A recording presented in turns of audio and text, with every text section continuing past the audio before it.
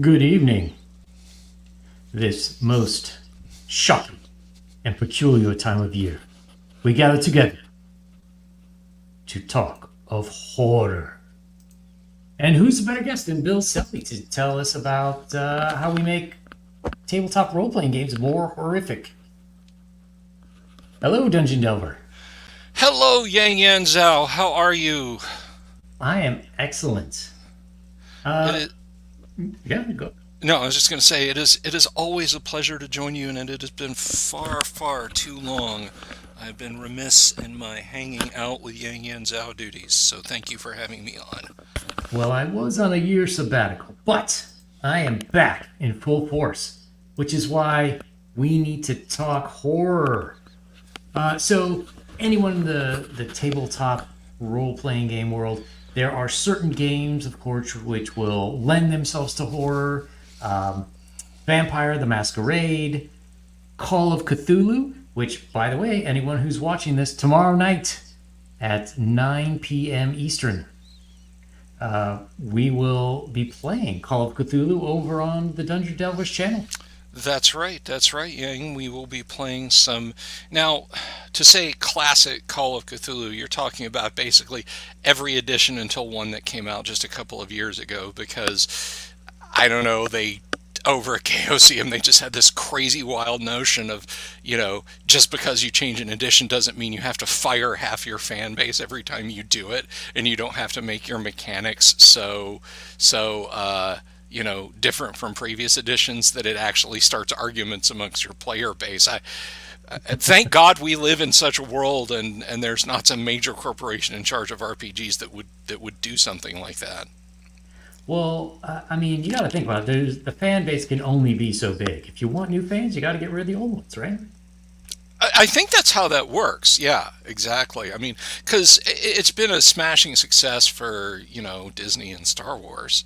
Oh, oh yeah, better than ever. Great time to buy stock. Speaking of horrifying things.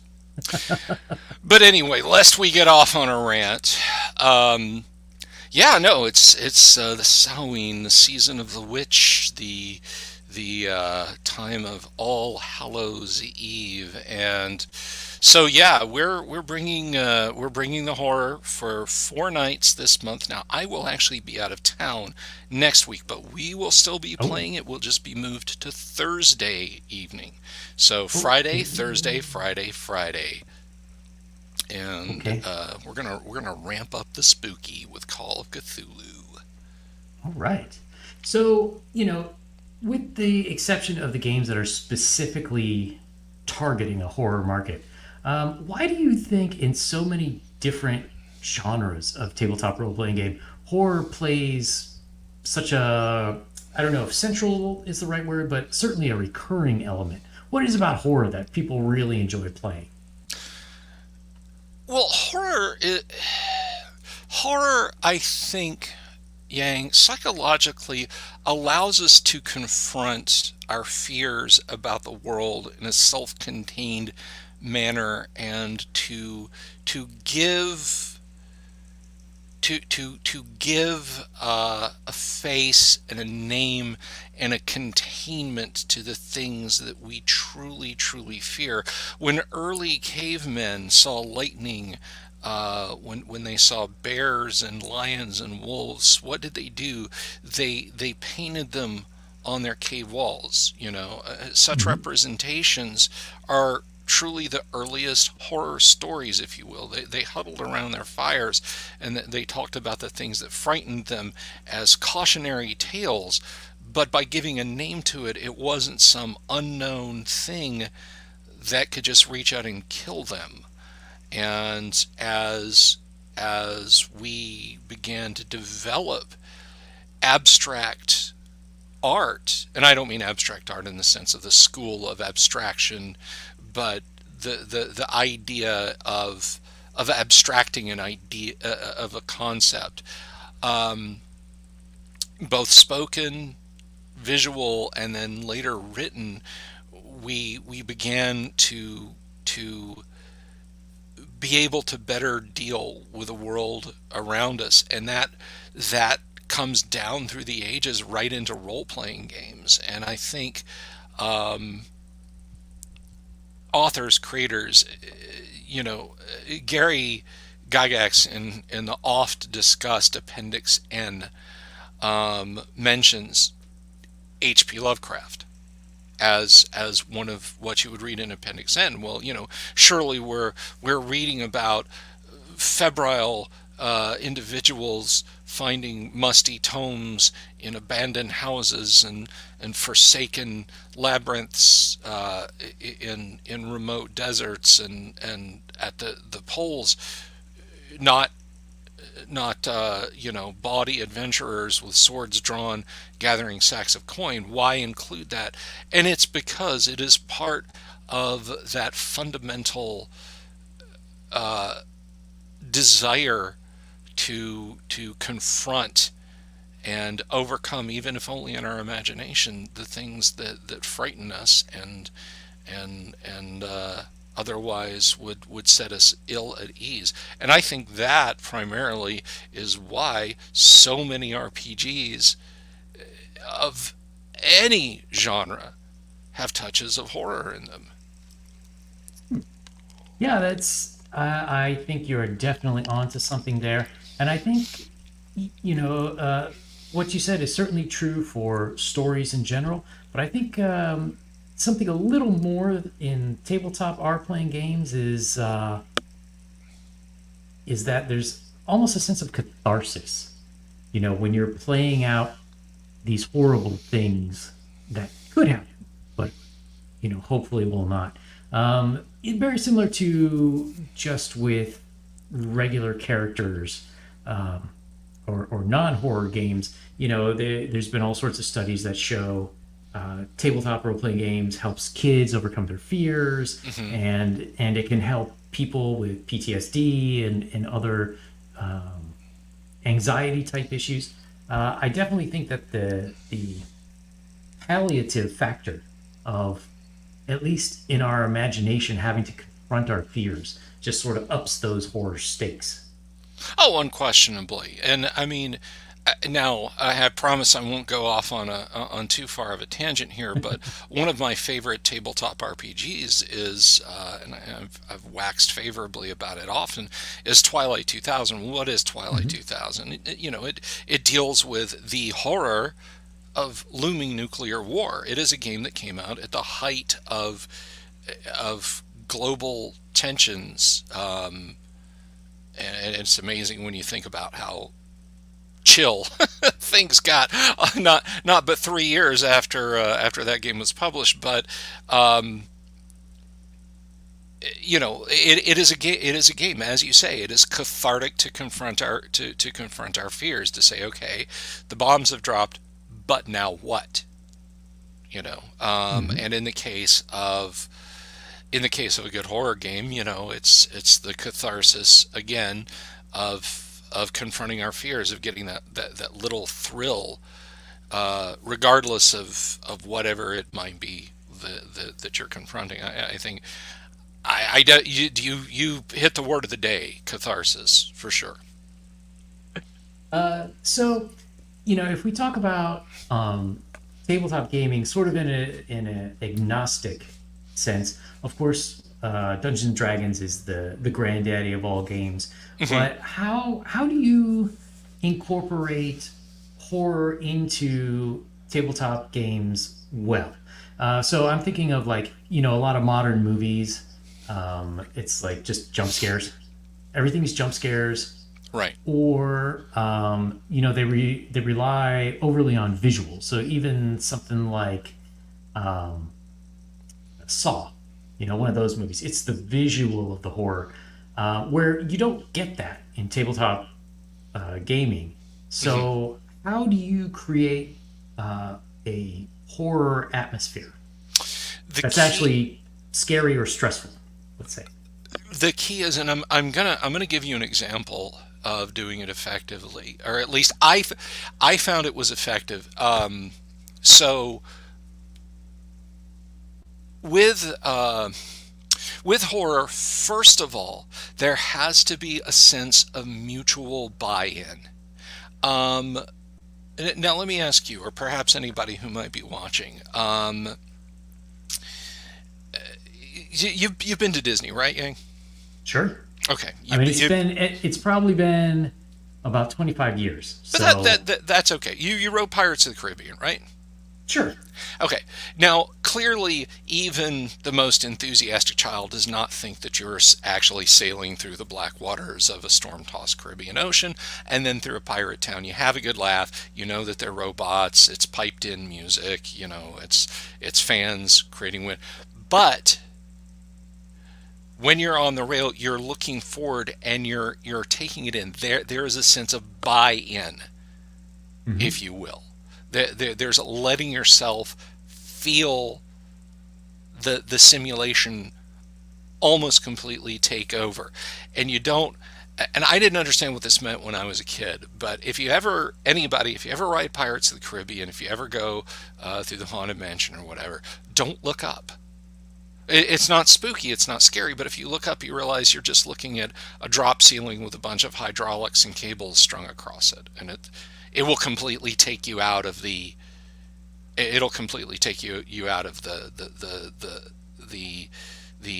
mood, if you will. So Hmm. the key that you have to have in a tabletop game is a group of players who are willing to buy in completely to the horror scenario. That is the first step, is group buy-in. Yes, we know that old man Johnson is not a cultist who's going to turn into a tentacled blob of jelly that's going to start eating us all. We know that reading from some old book is not going to open a gateway to hell, but you still let yourself feel the same visceral thrill that you can feel from saying, my paladin rushes forward and attacks the dragon with a sword. You're not actually attacking a dragon with a sword. There's not a dragon there. But there is a buy-in from everyone at the table that they're kind of picturing that in their mind's eye. And I think in the case of horror, because something as concrete, if you will, Yang, as a fantasy scenario has enough anchor points for your mind whereby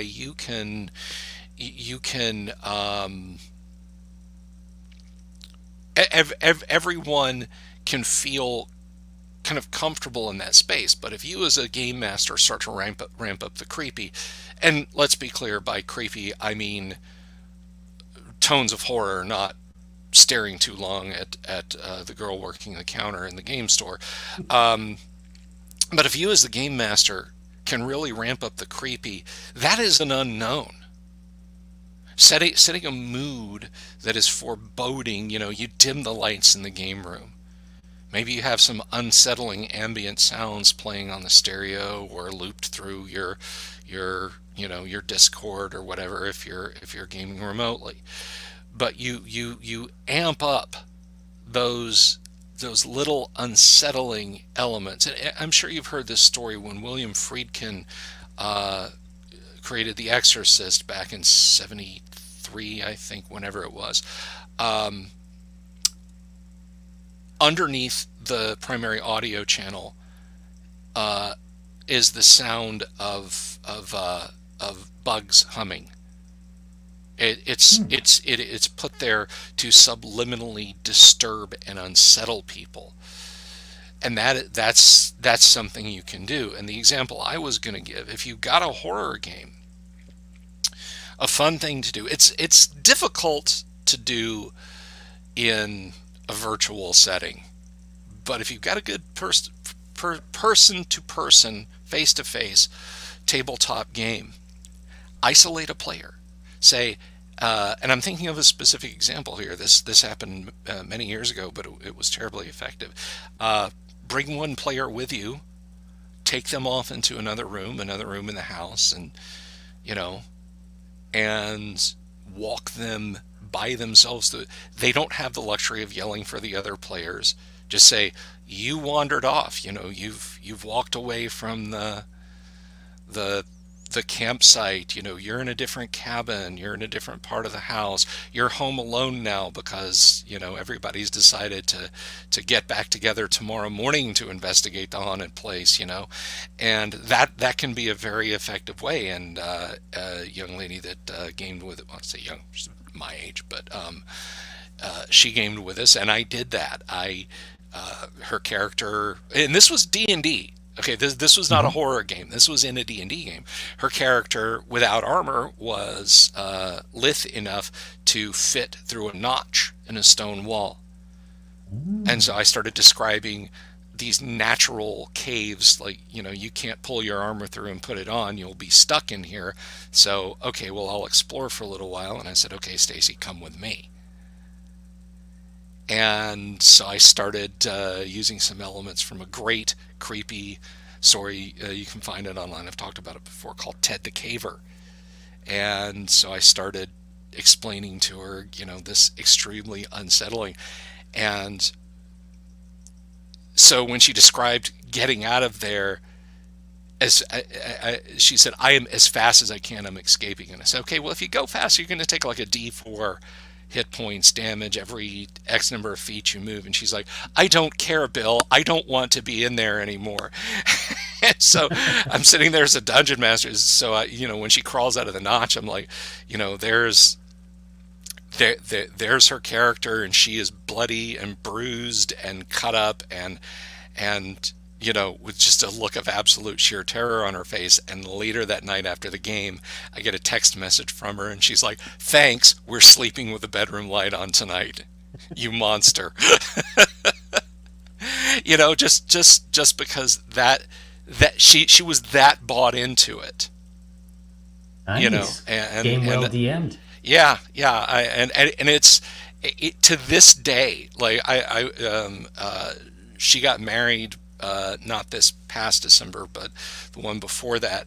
And I thought this was so neat. Instead of placards for her guests, because we're all dorks, they had different themed tables. Like there was a video game themed table and that sort of thing. And I sat at the D&D themed table, and I still have this. I said, she finally got to a place that said, well, just beyond this crack in the wall, as you're looking in, you think you can walk in and stand up in there. You don't have to stoop or anything. And she said, well, is it light in there? And I said, well, your infravision tells you that it's pitch black inside. And she's like, I don't know. And I leaned forward and I said, Stacy, you hear a voice. Maybe it's in your mind. Maybe it whispers in your ear. Everyone must go inside. And that's when she did the I'm out of here. So I get my name card, and I should have had a camera on tonight, but so I've got this little mesh baggie of dice, and there's my placard, and on the inside of the placard it says, everyone must come inside. so it created long lasting effects of horror there, and I quite liked it. Yeah, it was a pretty creepy scene, and those are two elements that you can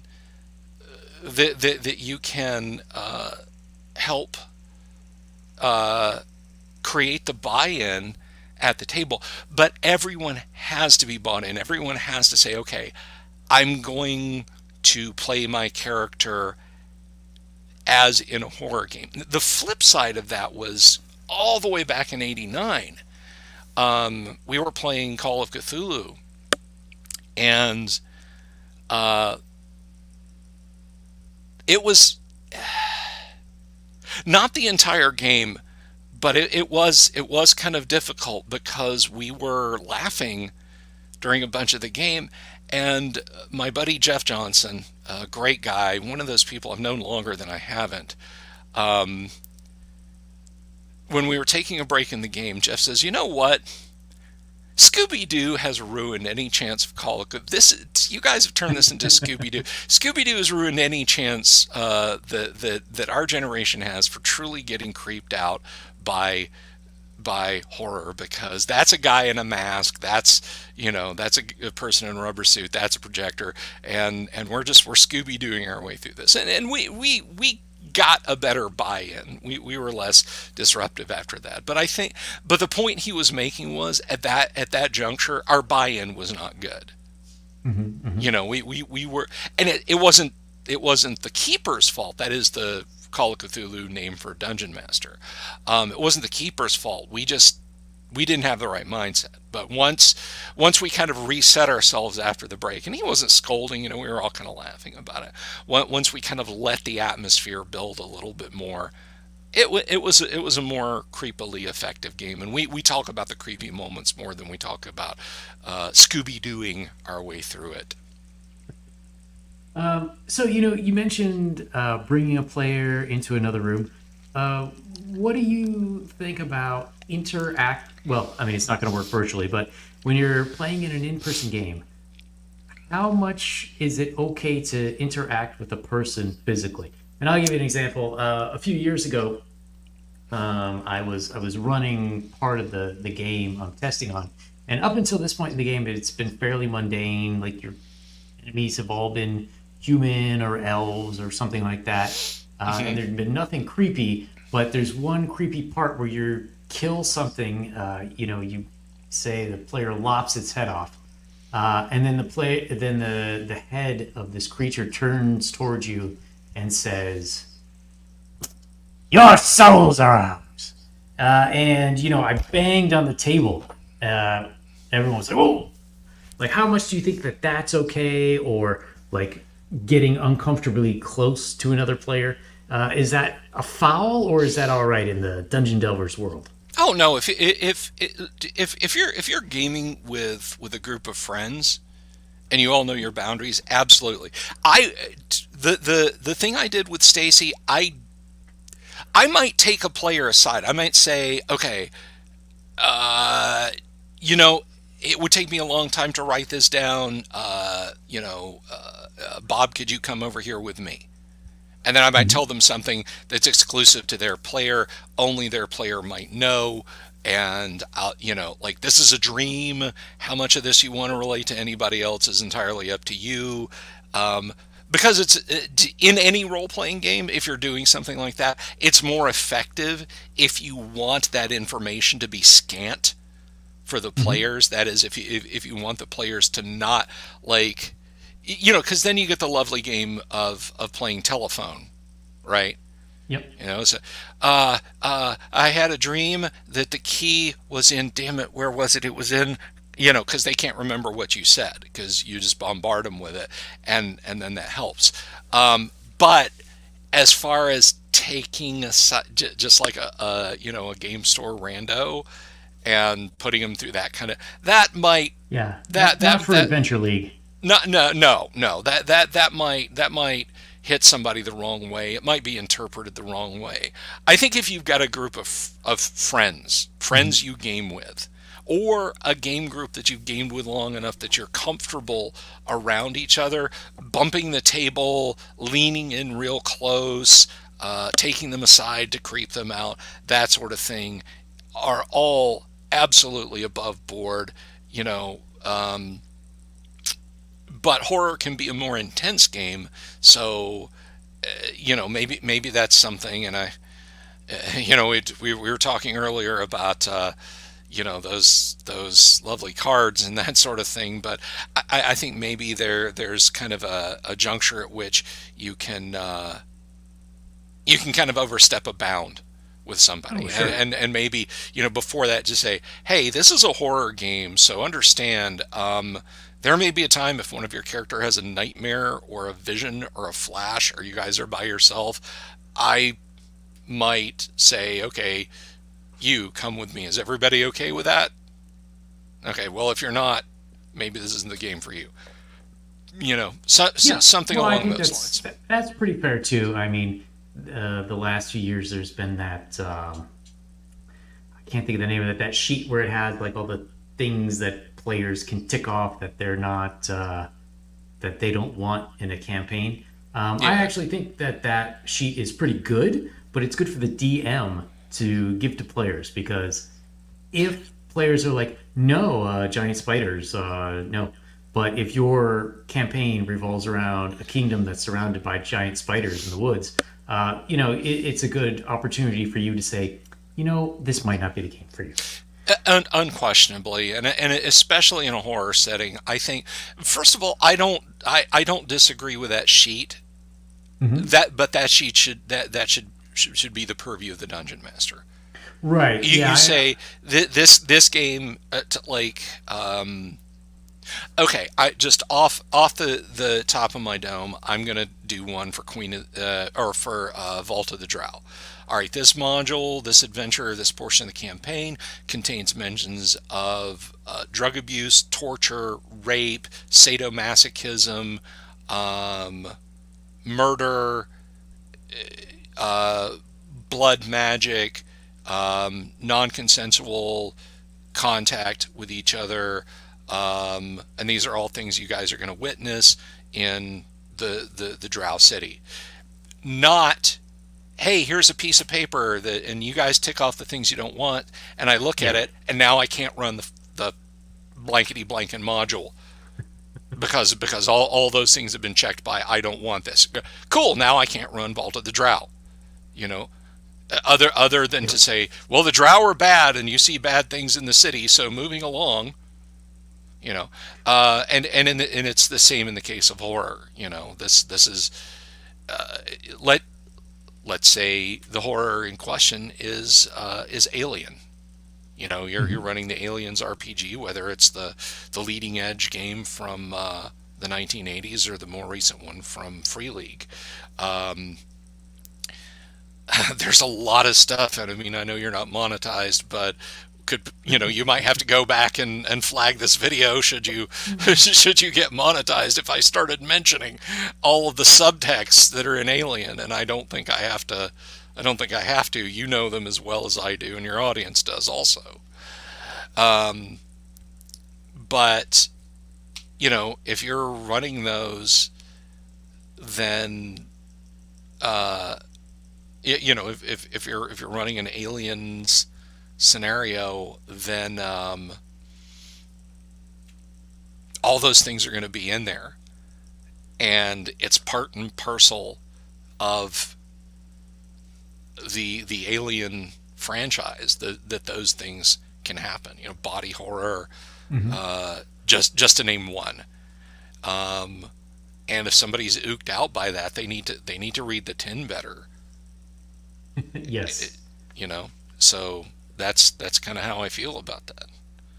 Yeah, and for me, body horror is like I sort of mentioned at the start. You can't really do jump scares in tabletop gaming. You can't overly rely on the visuals.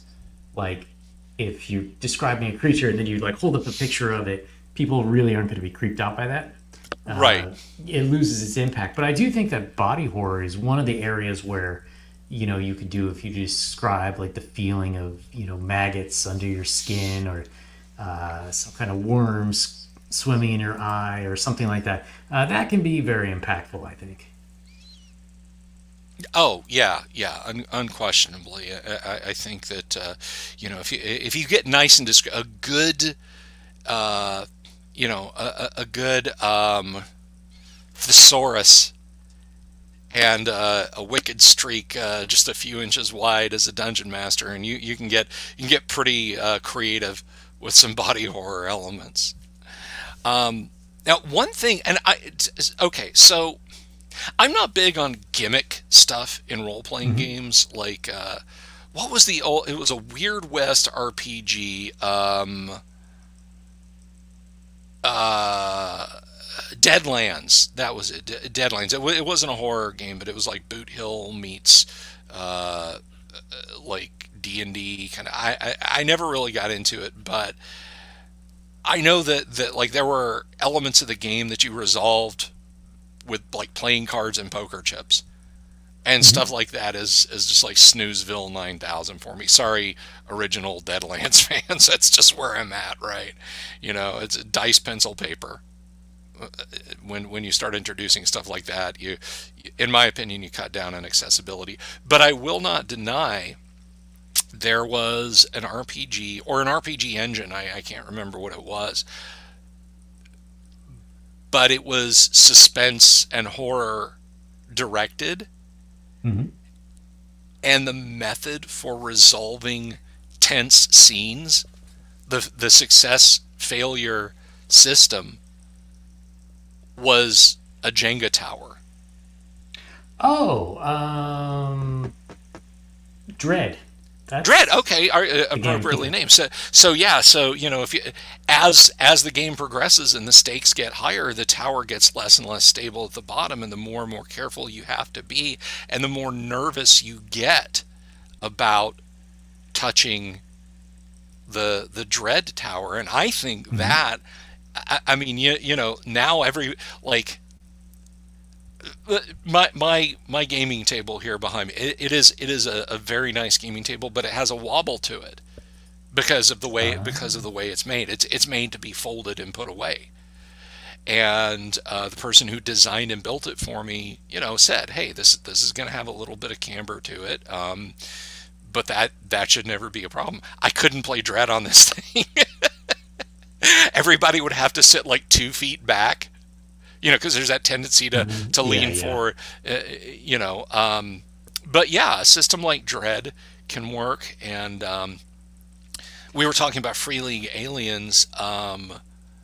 This is a little less. th- that's kind of first person, if you will.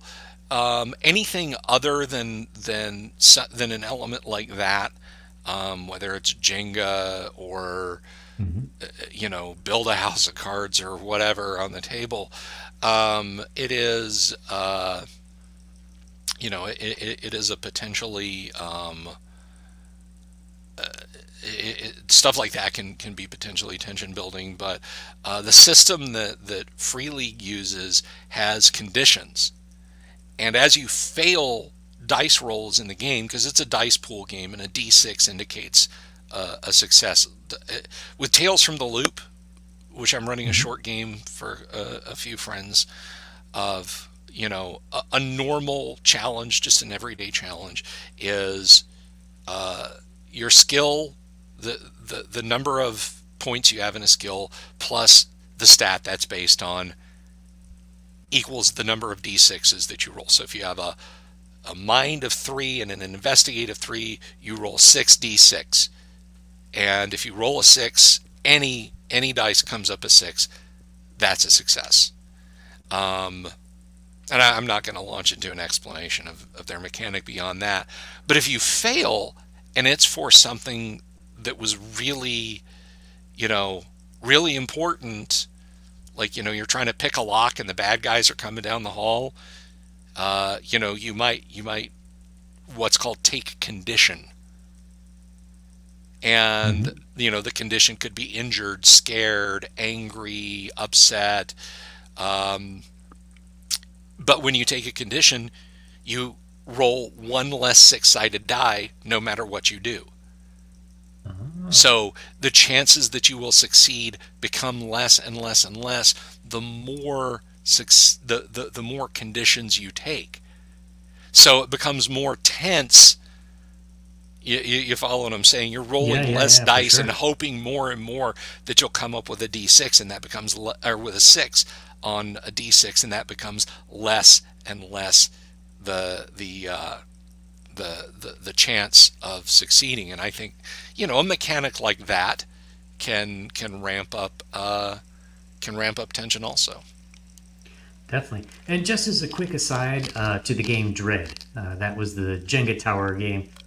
That is what I call the gateway drug to getting girlfriends to play tabletop games. Because I think that there's something just with the dice in D&D and the math that women are kind of like, ooh, too nerdy. But if you get them to play Dread, women like Jenga. It's a fun party game. Number one. And number two, a lot of the modules tend to be like 1980s horror themed Uh-huh. or somewhere around there, which I think is like more on target than, you know, your your dwarf ate my elf kind of entertainment. So just to get them into the role playing world, and then you could slowly get them over to the hard stuff. with Sure, D&D. sure. I think stuff like that. Now, I lucked out in that Mrs. the Dungeon Delver grew up Hmm. with a dad who was a Avalon Hill Chit and Hex wargamer, so her playing D&D was a fait accompli. There was no like, oh, I need a gateway drug to get it. She was like, nope, Dad's grognard. Let's do this. And so she played D&D with us for a really long time. But I think in general, if you have a significant other who does not grok clicky math rocks, sure, dread, absolutely, that can be a huge boon. That can be a Oh. huge boon. So getting back to the old horror theme, Hmm. how do you work out monsters with horror? One of the problems I have with modern versions of a lot of games is like, let's just throw everything out there. And when you have like mind flayers and goblins and ooze monsters and everything. Like to me, when you have everything, each individual creature sort of loses its specialness. So how do you sort of ratchet up the individual horror, of each individual monster? It all comes back down to in a horror setting. Particularly, I mean, Call of Cthulhu is the Dungeons and Dragons of horror tabletop RPGs. For sure. Um, so when I refer to horror games, I will fall back on that a lot, primarily because I haven't played other horror RPGs other than the aforementioned Free League Aliens RPG. But and I mean, you could make the case that that's action horror, not just pure horror. But Hmm. anyway, so obviously, again, you want to go for your you want to go uh, for your thesaurus. There we go. I'm sorry, I had a brain fart there. You want to go for your thesaurus, and it's not a slimy black blob. It's a gibbering night dark amorphous plastic mass boiling towards you on pseudopodia as it bubbles and chuckles, lusting to tear your flesh apart for sustenance. And hey, I just described an AD&D black pudding. Hmm. So, you can say, okay, you open the door, you shine your torches around. Oh, there's a black pudding in the corner. Okay, roll for initiative.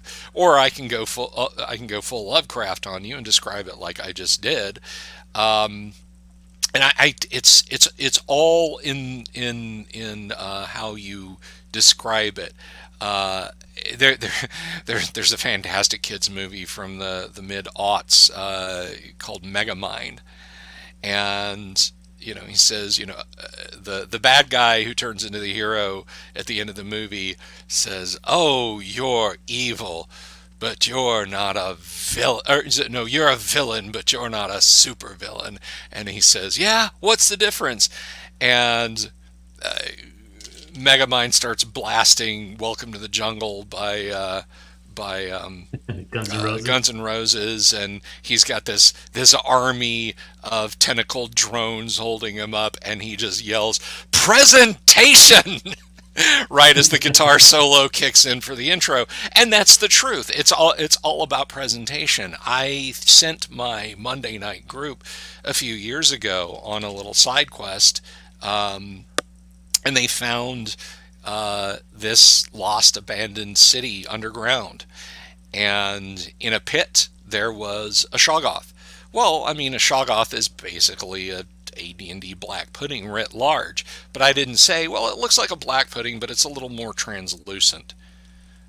Again, I went for the thesaurus, and I dove full in, and they were spooked, and probably not to the point of nightmares, and I certainly didn't get texts from anyone saying that they were sleeping with the lights on because of it. But they were absolutely spooked out, as I described this horrible column of plasticity pushing its way through this you know, tube-like structure in the rock, and forming eyes and mouths that were just as quickly consumed and resolving into nothing, and promising only agonizing death should it lay a single a single bit of its protoplasm on them, and just I just rolled with that. And it made something that could have been very boring into a very descriptively frightening encounter. They knocked the thing out in like 4 rounds, but you know. And Okay. it was after that I just started giving all monsters max hit points. Yeah. I just stopped with rolling dice. It's like it has 8 hit dice, 64 hit points. Deal with it. So in each game there are different mechanics, and one of the famous ones for Call of Cthulhu is madness. Sanity, yes. Or sanity, sorry. The condition of, has your player lost its mind? Um, do you now? It does work in Call of Cthulhu. Do you think that's something that's universal, that would work well, like if you ported it over to a D&D or Gamma World's kind of D&D-ish, or to some other system like that, to increase the horror? And are there any other mechanics similar to that you think work well? There are case by in D&D where you can get. Gary's got a whole section in the Dungeon Master's Guide on insanities that can befall characters if they take psychic damage from things. Mhm. And now I know not everybody has access to it. Everybody should, because there's free PDFs of it floating around out there. The unexpurgated deities and demigods that TSR published, that has stats for Cthulhu and of course the works of Michael Moorcock. But if Cthulhu rises from the sea, everything in a 200-mile radius has to make a save versus magic at -4 or go insane. And that's when you dive for the Dungeon Master's Guide to see what kind of insanity they wind up with. But there is no concrete, and I think for a heroic fantasy setting, it's not something that I would impose, because it's a given. Even Farmer Brown, the potato farmer who lives within the safe shadow of the city of Greyhawk's walls, the town watch is a bugle call away, knows that a league away there could be unspeakable horrors just lurking beneath the ground. Um, so in a setting like that, I think it would be a little less. Is it, you understand the horror in Call of Cthulhu is that the 1920s and 30s, when Lovecraft wrote, were this time of great scientific advancement. Mhm. We should be rational. We should cast aside our prejudices about things that go bump in the night. We are rational, thoughtful men, and we understand everything. And why it's even said that we may understand things that are smaller than the theorized atom. And as as Lovecraft kind of looked upon this with a gimlet eye, he said, yes, but what if the universe is looking back at us, an indifferent, cosmically cold and absolutely unremitting universe, and it laughs at your science, and it laughs at everything that you can understand. When you've brought yourself up in a university or what have you, in a Call of Cthulhu setting, and then suddenly everything you've known, all this science, electricity, gears, internal combustion, is thrown out the window, and yes, there are things that go bump in the night. Your rational mind will tend to break because you don't know that those things exist literally right up to that moment. Whereas in heroic fantasy, again, even a peasant recognizes that you stay off the moors after sundown. That's true. That's true. And getting back to, you kind of made me think of sort of an interesting question that I wondered how you think. You, I would say, in general, are more of a sandbox guy, right? As opposed to like a more linear storyline. Um, a series of small sandboxes linked by linear storylines, but yes, I do. I Okay. do like the sandbox. One of many paths. So then, how do you, story wise, start to create these horror elements without sort of impinging on player agency? That has to go back to buy-in. If you say to a group of players on a long haul game, let's say you're this is like our Monday game will be Call of Cthulhu. We're throwing out D&D. We're just going to play Call of Cthulhu from now on. And you say Earth, 1930s Earth is your sandbox. Um, you're going to have players who are going to be like, I want to go and see what Orlando, Florida's like in the 1930s. And somebody else might say, Uh-huh. well, I'm going to fly one of those newfangled aeroplanes to Minneapolis, and so on and etc. Horror, and indeed other investigative type games, you have to put people on a railroad. You can tell them, yeah, you can go, you guys can all hop on the train and leave Chicago and go to Minneapolis, but then you have to deal with the fallout of it.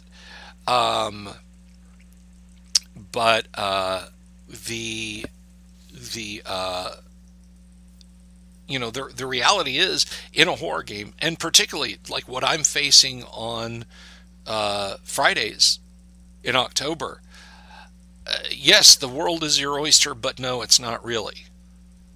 I mean, um, The illusion of choice as opposed to actual complete freedom of the choice. illusion of choice, and sometimes not even the illusion of choice. This is absolutely horror themed. You've seen Evil Dead 2, right? Sure. The Okay. greatest of the series.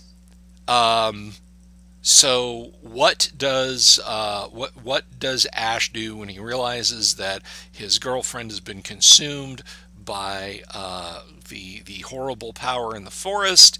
He turns around and he tries to get the hell out of there, and then he comes to the bridge. The power has torn the bridge in half over the ravine, and he can't leave, and he's stuck at the cabin. Keepers, that is to say, Call of Cthulhu game masters who are listening to this, tear up the bridge. Don't let him leave. You know, I Mm-hmm. mean,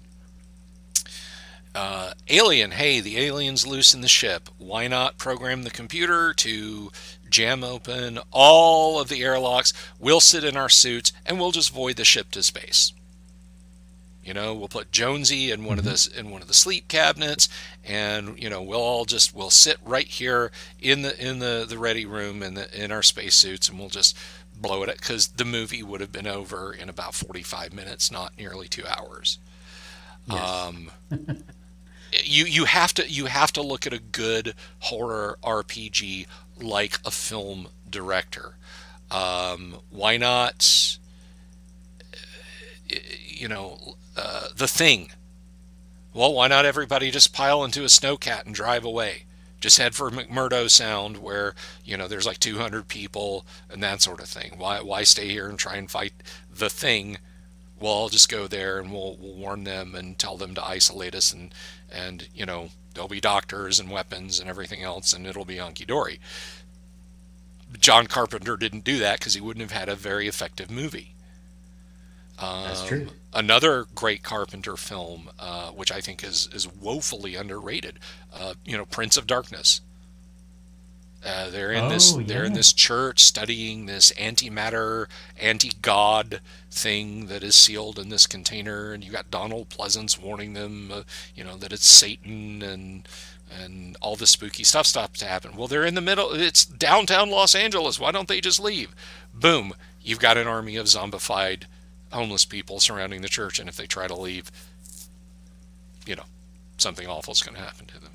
So that's you know, as a horror game master, you've got to be a horror movie director, and it's not a sandbox world. And even I, as a person who loves giving player freedom, I understand it's got to be scene, scene, scene, scene, scene, and how are the characters going to react in the middle of the scene, even in a so-called quote unquote sandbox world, you know.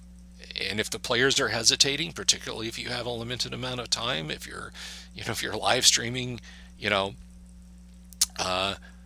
okay, well, we're going to spend a few more days in Chicago, maybe the terror will pass. You realize that's not going to help. So as you're on the train to St. Louis, and if you're playing a short number of scenarios, you have a limited amount of time, you're at a comic store or a convention or whatever. Yeah, I hate to say this, but you got to take away player agency in those circumstances. Yeah, I agree. I mean, there's a time and a place to like. I said you have to take away player agency in those circumstances, and the key is in those circumstances. Later in the game, you know, when they're about to break up the cultists trying to summon, you know, Yog Sothoth, you don't start going around the table saying, John, you decide that you don't want to try and stop them, and Mary, you pull out your gun and threaten John if he doesn't help. You know, that's Mhm. not what I mean. Yeah. I'm just saying when it comes to moving the game forward, like my games, my Friday night games, it's 4 weeks, it's 3 hours a night. I have a limited amount of time. So what I can do, all I can do, is to is is if the players are dragging, is move things forward to the next scene and say the next day, you know. Hmm. Um, Yeah, I mean, I think that's pretty good advice in general too, just in the sense of, um, even in a normal game, you sort of have to keep things moving mhm. at some point. And how would I phrase it? You're as the DM or the referee or whatever they're calling it in the game that you're playing. You kind of got to keep the game moving, or else it gets stagnant. If you're in person, once you start seeing people pulling out their phones and, oh well, let me go in the other room and grab some snacks, and it's like, okay, maybe it's time to like juice it up a little. Yeah, yeah, definitely. Oh, and if I this is such a specific to our times thing. Um, I think this is just good advice right off the bat. Um, Game masters, but especially for horror, do ask people to put their phones down, Hmm. particularly in That horror. Keep that people would invested in your game. that would terrify a lot of younger millennials and Gen Right, Zs. right. This really is a horror game. I don't mean to reach over and snatch them out of their hands, maybe jokingly if someone's a friend and they're going to react to it humorously rather than, trying to put five across your lip. Um, but yeah, just say, hey, let's no cell phones here. Particularly if you're doing something that requires investigation. You might Yeah, have it's said, something you definitely need to pay attention for too. yeah, you might have said it so that because you want things to work a certain way in your game that are not earth shattering, like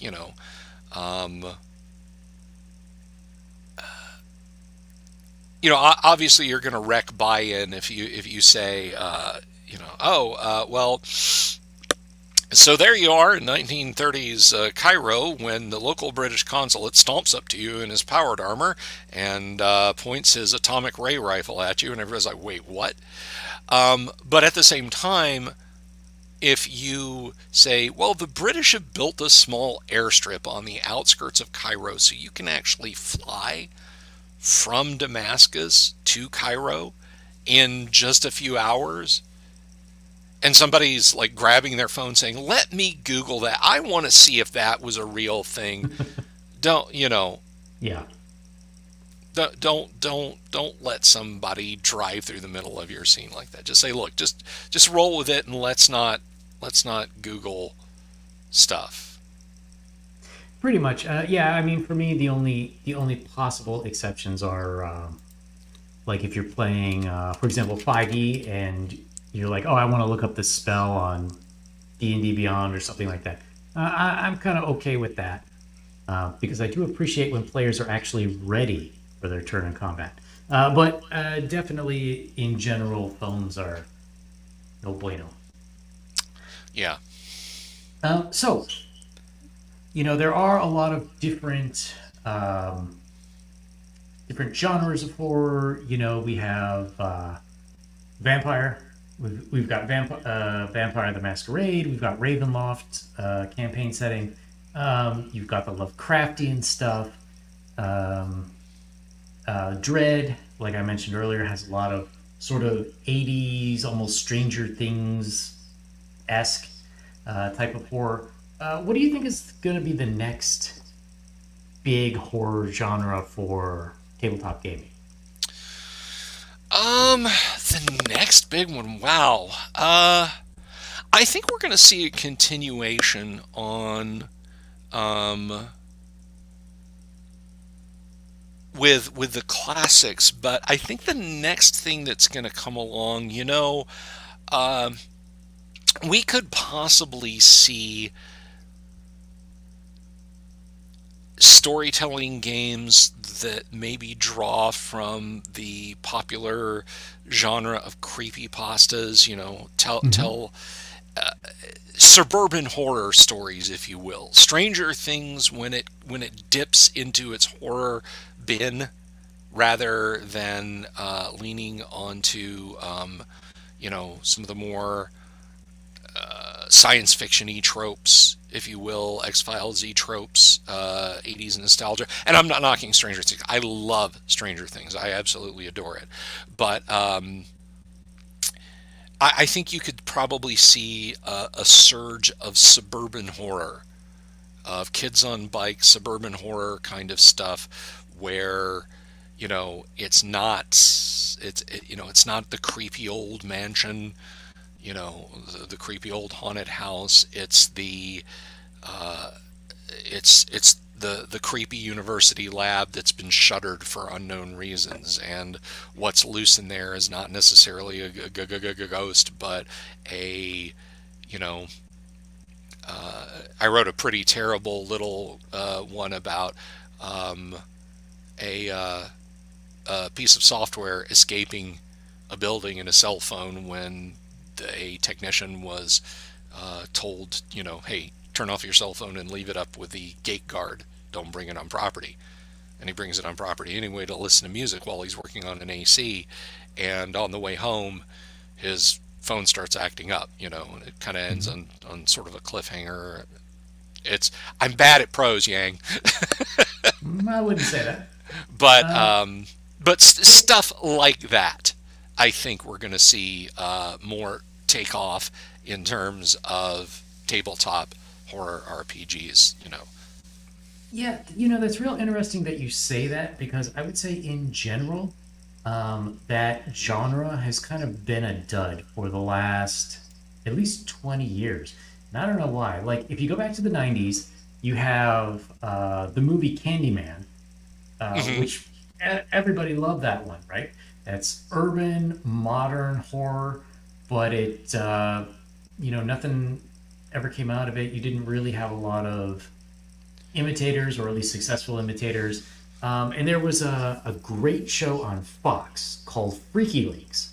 I don't know if anybody ever saw it, but it only lasted one season, but it was almost X Files esque, where there's a group of four people who are investigating this, these weird, almost like cryptids or mysteries, local mysteries. But it was cool because they had more updated things. Like there was an Indian chief's shrunken head in a bottle that's supposed to predict the future. There was like basically looking for the ghost of Tupac Shakur, and like all these other like modern stuff, which I thought was great because there's only so much of, oh look, a werewolf, or oh, a vampire, that I can take.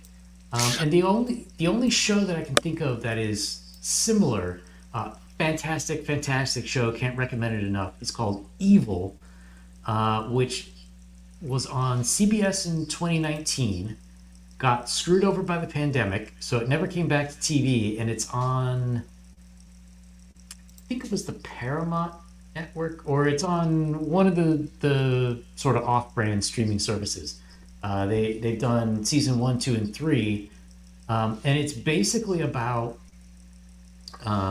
it's there's a guy who's trained to be a Catholic priest, and he meets a woman who's a psychologist, and his job in the church is to vet whether a possession is real or a miracle, because they don't just do exorcisms on anyone. You got to prove like, no, it's not mental illness and stuff.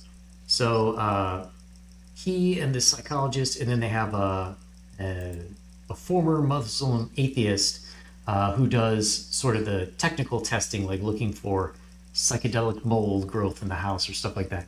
And it's fantastic because it's not the normal your like in a normal possession movie.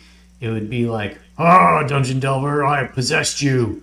I'm gonna rape your soul and I'll do bad things to your dog and stuff like that. But this is great because it's the insidious nature of like, there's the psychologist kids are playing like a horror game, and that's influencing them to become more interested in the occult. And there's a meme, in another episode, there's an evil meme which sounds like it should have come from South Park, but it's like it's promoting these evil values, of like doing drugs and doing bad things. And it's like, oh, that's awesome. Because I think, there's our world today, we live in such a strange and changing times that, horror as catharsis for things that we fear in the real world, in our real life. I think that like sort of more modern suburban horror really, like it should be taken off. I think the ecosystem is absolutely ripe for it. Yeah, I think it could, and thank you for reminding me of Freaky Links. It has been a minute or two since I thought about that show. That definitely, God, that takes me back. That was a fantastic show, That right? that was a neat little show, and I think Fox was pretty daring at the time. They tried a few different things. TV wise, they'd hit big with X Files, so they Mm-hmm. were, and other networks, I should say. Other networks were willing to try stuff like that, and Freaky Links was definitely a fun little show. And as we were discussing, urban horror and that sort of thing, I Mm-hmm. something else that sprang to mind. And if you haven't read this, Yang, I will actually be surprised if you haven't read this. But anyone else out there, if you get a chance, uh, pick up Katsuchiro Otomo's Domu. You can get Mm. translations, but it is an urban horror set in Japan. There's a lot of good horror manga coming out of Japan, by the way. Yes. Japan and South Korea and Taiwan, they all have fantastic Yes, horror scenes. yes. Of course, you can't really say that without bringing up Junji Ito. um, of course. But Domu is, I to explain it would be to spoil it, but it is a perfect example of urban horror where you have, and the beauty of urban horror, and I think this is something you can play up on as a good keeper, game master, horror game master, whatever, uh, is is a fantastic example of uh, giving the world to the characters. My wife's cat wants to say hi. Giving the world to the characters, but they're still not safe. The setting, you know, the fact that you're in an apartment building populated by your friends and neighbors, and the police are just a phone call away, it doesn't matter. You Hmm. know, things are not okay in in Domu, and if you haven't, no, not Overfiend, Gumby. Good lord, that's not the kind of horror we're talking about. Yeah, that would be on a show that's later at night. Yeah, yeah. Let's, you know, maybe save that one for Rumble. But anyway, no, Domu. It, you've got horrifying stuff going on, and now I didn't know this when I read it in the '90s, but it also it is a horror story that directly addresses some social ills in Japan and says, "Hey, this is going on. What are you going to do about it?" Um, Yeah, it's interesting because for me, a lot of the horror stuff that's coming out of Japan reminds me, at least thematically, of stuff that you would see somewhere in the 20s through the 50s, but especially with TV shows like The Twilight Zone. A lot of it was horror, but they were really getting at a lot of different social issues. And I think yeah, that's big in Japan. And for whatever reason, we're not doing that so much here. And I think that's why a lot of, not necessarily the role playing games, but at least in the mass media, movies and TV shows, they just sort of don't hit like shows and movies used to. yeah, yeah. And you bring up how I wonder, because you look again at Ito's work, Hmm. and so much of it centers on teenagers and Hmm. adolescents, and I wonder about the subtext, how much of that came from high pressure educational pressures. It's like, Oh okay, yeah. you set this in a school where there have been, students have been apparently unaliving themselves a lot. I mean, that's a national problem in Japan, Oh straight yeah. up. You take away any, well, it's a 400-year-old oni that's trapped in a log that was unceremoniously, used as a buttress when the school foundation was being laid, and now it's mad. Um, that's just that's just the pressures of Asian education sometimes. Oh yeah, sure. And they're very limited means of social mobility. Yeah. Um, I don't know if you've seen it, but there's both an anime and a live action version of the show called Zom 100, which they're both on Netflix. And or I think it just came out earlier this year. It's on the sillier side of horror, but it's basically about this guy. He's out of college, and for the next 3 years, he's working this soul sucking job where he doesn't get a day off. His boss treats him like crap. He's in love with like one of the secretaries, but the company owner is basically forcing her to sleep with him, so he has no chance with her. And he's getting to the point where he wants to unalive himself. But all of a sudden, a zombie apocalypse breaks out, and it's the happiest day of his life because he realizes he doesn't have to go to work anymore. And then he's so happy he creates like this bucket list of 100 things that he wants to do before he gets bitten by a zombie. I have not heard of that, but I'll have to check that out. Yeah, I think they got like 9 episodes of the anime. The live action is pretty much the same thing, but for some reason it hits differently to me. But it's definitely a fun watch, especially if you've ever had soul sucking corporate jobs. Yeah, yeah, I definitely think that's something that could that could play into a lot of people's feelings these days, and I think that goes back to modern. We were talking about urban horror. Um, you know, Part of Romero's push with um, the Dead trilogy was, you know, Dawn of the Dead's about racism. Um, I'm sorry, Night of the Living Dead's about racism. Mhm. Dawn of the Dead is about rampant consumerism, and Day of the Dead is about the military industrial complex and the horrible repercussions it has on our lives when we lose that balance between civilian intervention and military presence in the world, wherever you are, United States or wherever. But of course, it is uniquely uh, an American approach to it. And where that fits in the gaming space, I think, is particularly the zombie apocalypse.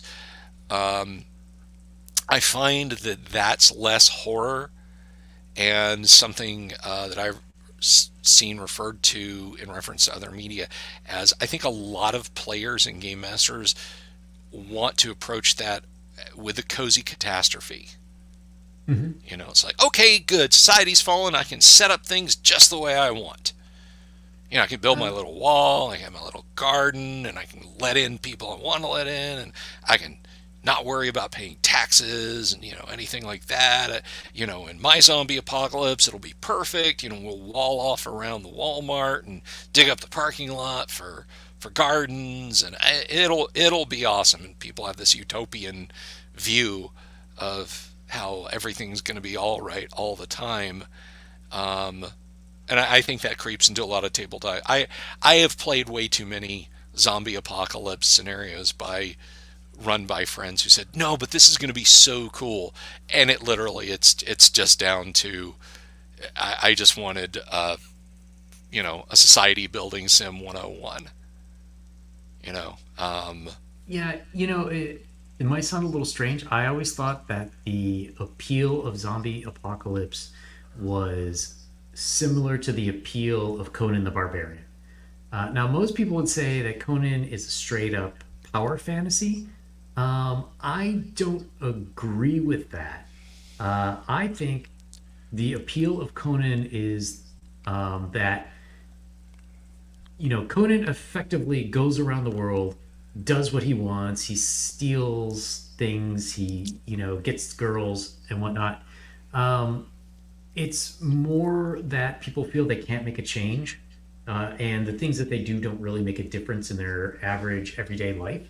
So sure. it's the fantasy of the things I do make a difference. Whereas it's kind of the same thing in a zombie apocalypse. Like, getting that Walmart is really important. Finding the source of food or scavenging for this and that. Uh, in my mind, it's hitting the same desire but in different generations. Yeah, yeah. No, I definitely think there's something to that. And again, I've played in some games, well-meaning, Hmm. very well-meaning game sessions with friends who just, I think deep down inside they did just want to play D&D, but Yeah. for whatever reason they felt like we had to have zombies. And I mean, if I was going to run a zombie game ever, regardless of whether it was for Halloween or not, I mean, honestly, it's all been done before. I mean, yes, fantasy has all been done before. Hey, go into a mazy underground building and, kill monsters and take their treasure. There, I just defined D&D. Um, but at the same time, a zombie apocalypse setting for horror tabletop gaming could be so much more than, well, I want to be Lord Humongous and we're going to take over this interstate rest stop and wall it off, and it's now my kingdom. Okay, what do you do next? Mm-hmm. Uh, uh, and then it's like, okay, congratulations, you set up your little fiefdom. What next? I if I was ever going to run a zombie apocalypse type game again, I would say, hey, goal number one: find scientists, stop this. At least try. You know, Yep. it's going to get really boring having to tell the family of six that they got to leave Grandpa outside because he's got a scratch on him, right? Yep. 5, 6, 7 times a month. Um, I mean, it could end up being like Idiocracy, where all oh, the scientists are busy researching hair replacement and boner pills. That's why the zombie apocalypse happened. Idiocracy. Um, You mean next month? It's like the old joke. Somebody asked me what I was doing for the fall, and I had to stop and think if they meant, October, November, or of humanity. we live in strange times. But Vaughn Gifford, does Gamble World count as horror? I would say definitely, especially when you're facing Zaeth. But I would You're say, right. Hey, Zaeth are body horror, man. You yeah, know, I, uh, I, I played up a Zaeth zombie apocalypse over the course of a couple of sessions. I would classify Gamma World as sort of future sci-fi fantasy horror Yeah, I because mean, it has elements of all three. oh, sure, sure. You can put elements in things. One of the more clever uh, publications I've ever seen is we were talking earlier about Twilight 2000. There's Mhm. a module for Twilight 2000. Well, it's not really a module, but it's a whole game supplement called Twilight Nightmares, Oh, and it adds. It gives a lot of options to a Twilight 2000 ref, but you can do things like, okay, humanity has had a nuclear war and the great old ones wake up, hmm. or humanity has had a nuclear war and the little green men have decided that now is the time to invade because we're weak. Or humanity has had a nuclear war and now we've got to deal with the fact that seals have been broken, and vampires and werewolves and so on are deciding to come out more into the open and prey on us. It's just a bevy of possible horror scenarios you can inject, and sadly, like a lot of great campaigns can, it didn't continue. But I was reading someone's journal years and years and years ago, um, and their group was playing Twilight 2000 with Twilight Nightmares, and the party was dealing with a cabal of it was never clearly explained exactly what they were, but there were obviously supernatural elements coming into play in the game, and it was a hell of a good read because it mashed up two things that I love. It's a gun, tank, and guided missile porn and cosmic horror. And I was really digging it, but his campaign came to an end, unfortunately. So Mhm.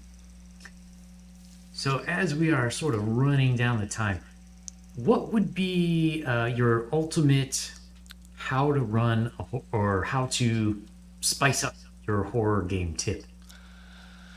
um, well, tips if I can. Absolutely. I can never just pick an ultimate anything. It drives folks up the wall. Okay, your last meal, what would it be? Oh, fish and chips from Fiddler's Green. Or a burger. So come on, Bill. Um, So I would say, first of all, to go all the way back to what we were saying at the beginning, buy in. Make sure everyone is willing to buy in. You know, just get everybody in the mood, set the mood, dim the lights. We played Call of Cthulhu by candlelight back in '89. Um, but your buy-in is important. Please, your bestest buddy in the world, the guy you'd give a kidney for, the girl you'd you know walk 500 miles for. If they're going to sit there humming the Scooby Doo incidental music, you know, while you're trying to play, maybe ask them to not do that and really just kind of put themselves in a serious mode as you play. Um, so buy-in, atmosphere can help with buy-in, but definitely set the mood, set the tone. Horror, particularly investigative horror, if you're face to face, can be a very fun game to stretch your creative legs. Include some props.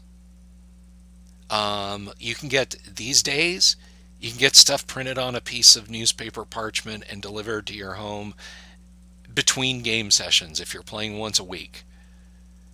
So you can have that old newspaper clipping actually be an old newspaper clipping. Hmm.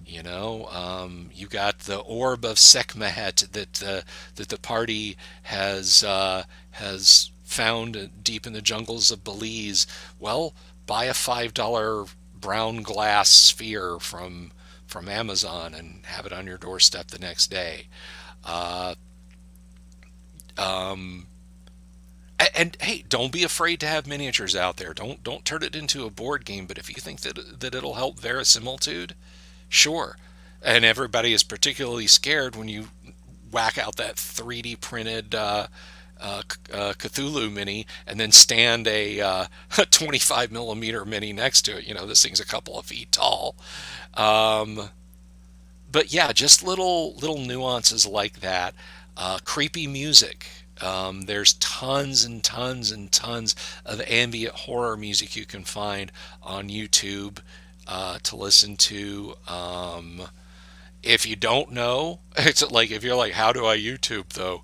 Uh, Look up Trent Reznor's exceptionally unsettling Quake soundtrack for the Yeah. original Quake from 1996. Um, Abigail Mead is a digital musician. I believe her only major composition was synth pieces for Apocalypse Now. Hmm. No, no, dang it, not Apocalypse Now. Full Metal Jacket. In the latter half of the movie, when the Marine unit is moving through Way City and they're being preyed upon by snipers and booby traps and their own fears and so on, just play that music. It is extremely unsettling. Um, so yeah, having good music on, having your players buy in, and don't be shy about using the occasional prop. Those are my three. That is my trio of suggestions. Well, I definitely agree with you on all three of those. Um, let's see if it was a fourth. I would say add get a thesaurus or go to thesaurus.com. And then also read horror read horror novels, especially older horror, like pulp horror, just to get like a flavoring of ways to word things. Yeah, definitely good suggestions. Lovecraft, King, early King is the best before he got incredibly formulaic. The short stories. Short stories are better, I would Yes, say. yes, yes, yes. King did a fantastic Lovecraft pastiche that I do recommend. I can't remember what it's called. Was it The Thing in the Walls or something like that? But it's definitely a good read. Well, I know you've got to get going. You have your own show on the Dungeon Delver in a little bit. That's right. We're going to be rocking some first edition AD&D. The only horror is what might happen to the players, so or their characters rather. Obviously, I can't inflict too much on the players, but yeah. So that's going to be kicking off at 9 o'clock tonight over on the Delver's Dungeon. I'm just at the Dungeon Delver here on YouTube. You guys can follow me over there. I think most of the folks in the audience know me. I think so. There's but also a link in the description. There is. You Anyone can who- just click that. Thank you very much. All right. So this is the only interview for this week, but continuing with the Horror-tober theme, next week, Tuesday evening at 8 p.m. Eastern, I am going to have Peter Gilmore, the artist behind horror comics such as, oh my god, I totally blanked on the name. Super Dead, which is a superhero horror comic, and he is also the artist behind Jack the Ripper, Vampire Hunter, and he will join me all the way from the UK. So we're going to be talking about, what makes a good visual horror image, and the differences between European and US horror takes. And on Tuesday night, I will have Peter Simeti returning. Peter Simeti is the publisher of Alterna Comics and the author of King Cryptid, a comic book series about cryptids, mostly featuring New Hampshire as a location. But we will be talking about cryptids around the world. Are the cryptid stories true? Are they not true? How do you know what to believe? Is the government trying to keep us away from cryptids and Bigfoot in particular? So that is Tuesday night, that is Wednesday night, and on Thursday night for a special After Dark edition, I have former editor of DC Comics and current editor-in-chief of Zero One Publishing, Kat Rocha, will be on the show at midnight Eastern, and we will be talking about independent authors, horror, what's going on in both the novelization and the comics world, what are horror trends, what does she see coming up. So that will be great, and there will be more in the week after and for the rest of the month. So if you haven't, please like the video and subscribe, and I will definitely be back next week with 3 shows. Thank you for having me again, Yang. All right, and Dungeon Delver, I will definitely see you tomorrow night for Call of Cthulhu, on his channel. That's right. All right, so good night, everyone. Good night.